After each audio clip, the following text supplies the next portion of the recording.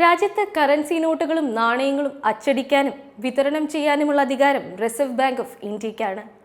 കേന്ദ്ര സർക്കാരിൻ്റെ മാർഗനിർദ്ദേശപ്രകാരമാണ് RBI പ്രവർത്തിക്കുന്നത്.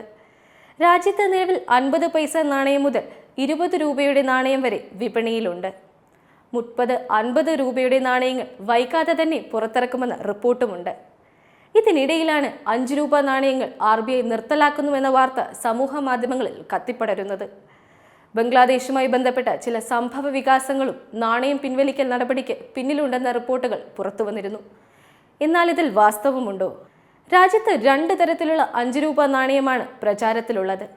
പിച്ചള കൊണ്ട് നിർമ്മിച്ചിരിക്കുന്നതാണ് ഒന്നെങ്കിൽ മറ്റൊന്ന് കട്ടിയുള്ള ലോഹം കൊണ്ടാണ് നിർമ്മിച്ചിരിക്കുന്നത്. കട്ടിയുള്ള നാണയത്തിൻ്റെ ക്രയവിക്രയം അടുത്തിടെ കുറഞ്ഞിട്ടുണ്ട്.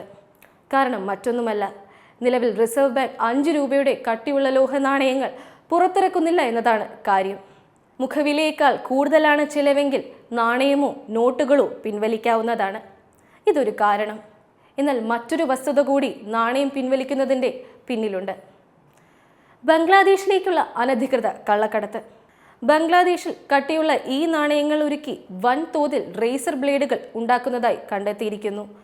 ഒരു നാണയം ഉരുക്കിയെടുത്താൽ 5-6 ബ്ലേഡുകൾ വരെ ഉണ്ടാക്കാം. ഓരോന്നിനും 2 രൂപ വരെ ഈടാക്കാം.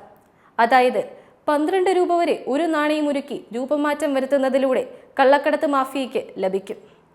ഇത് കണ്ടെത്തിയതോടെയാണ് RBI പിച്ചളയിൽ നിർമ്മിച്ച കട്ടി കുറഞ്ഞ 5 രൂപ നാണയം പുറത്തിറക്കിയത്. ലോഹത്തിൻ്റെ അളവ് കുറച്ചതിനാൽ തന്നെ പുതിയ നാണയത്തിൽ നിന്നും ഇത്തരം അനധികൃത പ്രവൃത്തികൾ നടക്കില്ല. ഇതിലൂടെ കള്ളക്കടത്തിന് തടയിടാനും കഴിഞ്ഞുവെന്നതാണ് യാഥാർത്ഥ്യം.